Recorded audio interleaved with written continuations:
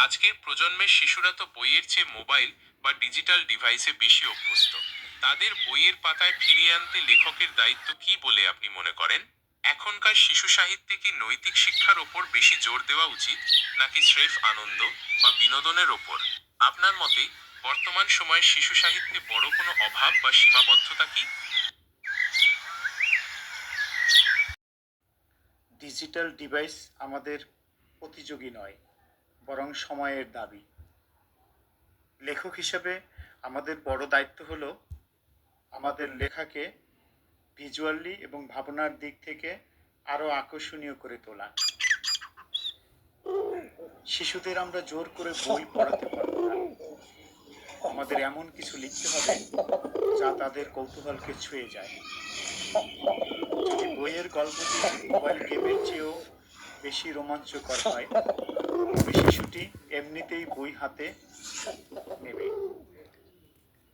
এছাড়া লেখকদের উচিত ই-বুক বা অডিও বুকের মতো আধুনিক মাধ্যমের সাথেও খাপ খাইয়ে নেওয়া, যাতে প্রযুক্তির মাধ্যমে তারা সাহিত্যের স্বাদ পায়। আমাদের একটা স্লোগান আছে, আজকে থেকে মোবাইল ছাড়ি, এসো আমরা বই পড়ি। শিশু সাহিত্যের প্রথম এবং প্রবল কাজ হলো আনন্দ দেওয়া। শিশুকে যদি শুরুতেই উপদেশ দেওয়া হয়, তবে সে সাহিত্যের রস হারাবে। তবে আনন্দ মানেই কেবল অর্থহীন বিনোদন নয়।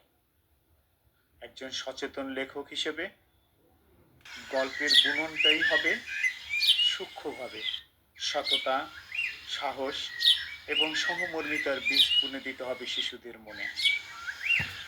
শিশু যখন গল্পটি পড়বে, তখন সে আনন্দ পাবে।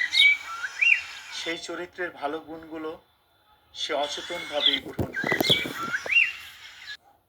তাই তো আমার মতে আগে আনন্দ, তারপর শিক্ষা। আর সেই শিক্ষাটা হতে হবে চিনির প্রলোভে ঔষধের মতো, সরাসরি কোনো নসিহত নয়, কিংবা কোনো ইন্টারেস্ট নয়। ধন্যবাদ।